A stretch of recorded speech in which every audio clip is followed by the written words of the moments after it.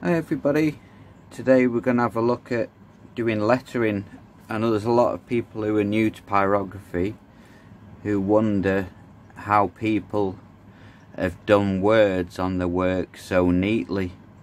So today I'm going to just give you a little insight as to how I personally put really neat, beautiful words onto the pyrography work I do. I'm not gifted enough personally to be able to freehand letters onto my burning.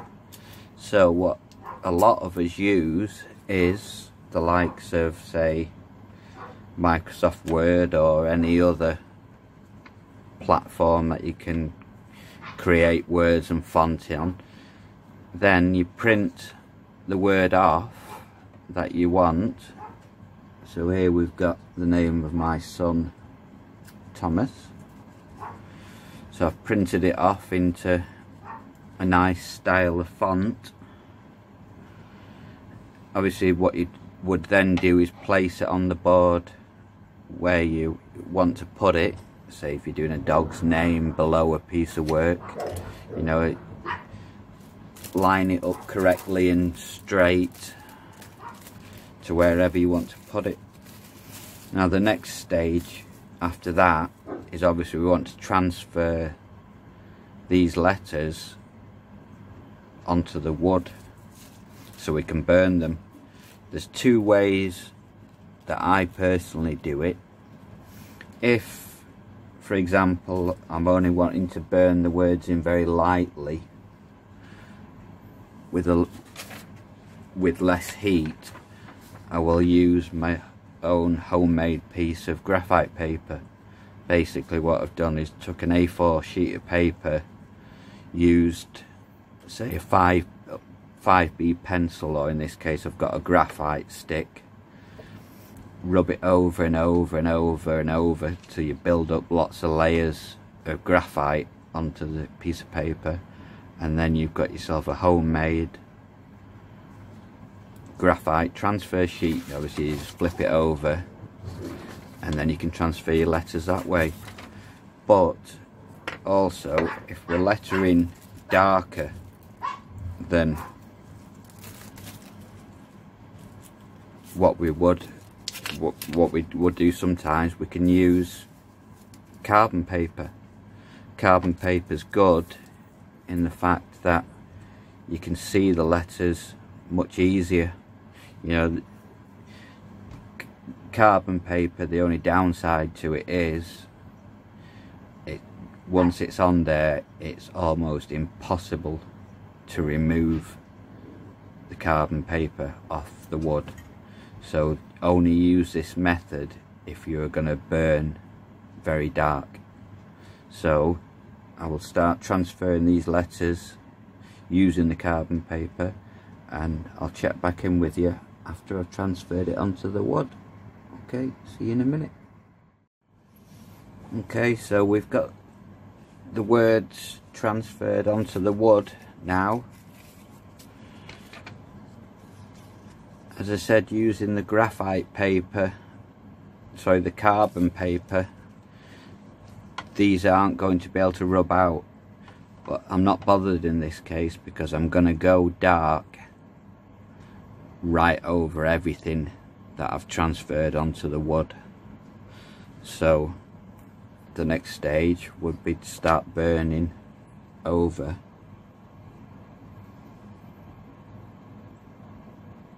your transfers.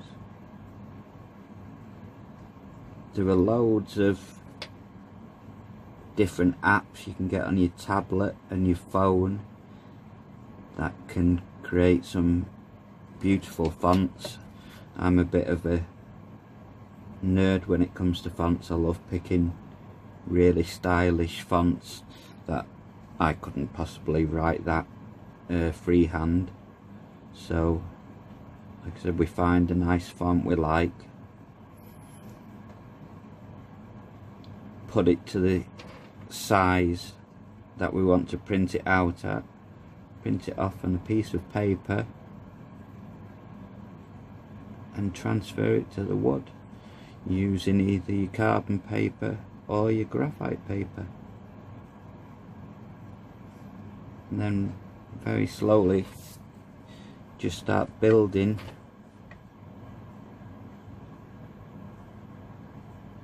the darkness of your lettering. We all use different burners, so it depends what burner you're using. I'm currently using the Optima with the ball tip to do the lettering. I also have a Peter Child machine, which I will use later on in the lettering process to really tighten up and neaten up my lettering. So there's the start of the first word. I'll now put it on a time-lapse video of me doing the burning, so then we can see it start coming to life. Okay, so we'll switch it now to the time-lapse.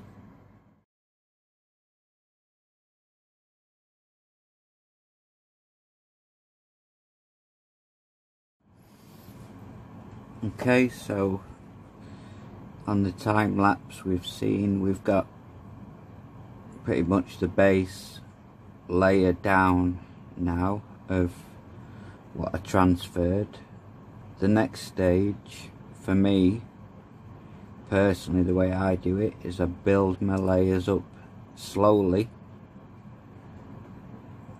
to the depth of shade that I want to go to, however dark I want to go. But I just take my time, keep building and building the layers of heat and the shade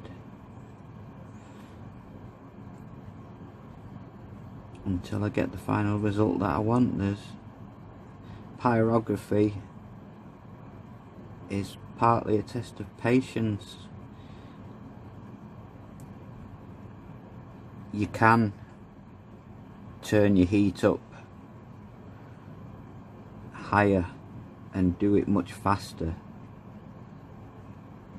than what I do it, but one of the downsides to turning that heat up higher is, one, you can get like a sort of heat bleed where, you know, you'll get yellowing outside of your letters because the heat's so high it sort of like bleeds out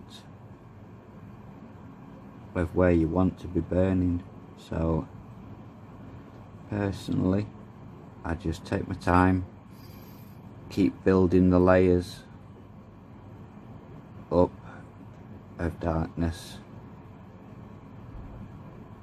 and eventually, I mean, a word like this, like Thomas here, in this style, would perhaps take me an hour or two to get it to a really nice, tidy level with tight lettering. You know, there is no rush at all, just take your time. Just keep building over the areas that you transferred down before with your carbon paper. As I said, with the carbon paper, it's almost impossible to rub it off with an eraser. It won't move, you just won't get it off. I've tried, when I first started, I tried solutions, you know, different solvents, everything, trying to get this carbon paper off when I was doing transferring outlines. And eventually, by learning through groups and other things, I learned that carbon paper is only any good if you're going to be burning over the carbon.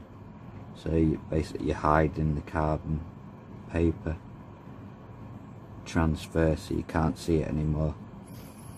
If you were doing, say, a normal transfer of, let's say, a dog or whatever, then you would always use graphite paper, and you don't need to go out and buy expensive graphite paper. You can just make your own piece. Just get an A4 sheet of paper, a soft B pencil, something like a 5B, 7B, something like that, that's soft, and just keep scribbling over and over on that A4 piece of paper, and you will build up enough graphite to have your own homemade piece of transfer paper. Then that graphite paper, homemade, you will find you will be able to rub out the lines very easily. They'll be really faint. So sometimes when we're doing lettering, I don't mind using carbon paper because I like to see, you know, all the letters, where the boundaries are, where the outlines are to the letters. So I do use carbon paper when I'm lettering, because I know I'm going to be burning over the top of it. So that is a little tip on how to burn words onto wood. There's quite a few different apps you can use. One I use today, it's a free app for you. You can get it on your tablet or your phone. It's called Over, and you can just go in there, select a template of like portrait, it'll be like an A4 size. Put the words on that you want to add. You can mess about with it then, get the letters to the size that you wish, because you've picked like an A4 sheet of paper with Over. When it says portrait, that is the size of an A4 sheet of paper. So then you can adjust the size of your words to whatever size you need for the work you're doing. And like I said, over another, say, hour, I would build this up, and it would be a really neat pyrography of my son's name, Thomas. So I hope that helps some of the people who are new to pyrography, who wonder how people burn letters so neatly, and you think, I can't write like that. I couldn't write in this lovely font, you know, freehand and all in line and straight and everything. Not a chance. There are some people who can do it, you know, some gifted people out there who can freehand things like this. But luckily with today's technology, we can just print it out, transfer it to the wood, and then just take your time with your heat. Don't have your heat setting too high. Whatever machine or model you're using, start off on a lower heat. I mean, I'm at 3.5 now on the Optima, which isn't particularly high, but as you can see, every time I go over areas, they just get darker and darker. And so it's just, pyrography is about building up layers of heat and depth of shading. So I hope that helps everybody, and I look forward to seeing everybody's amazing artworks on the group,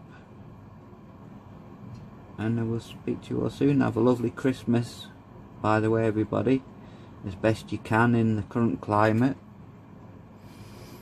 I will put a picture on of Thomas finished so you can see the end result of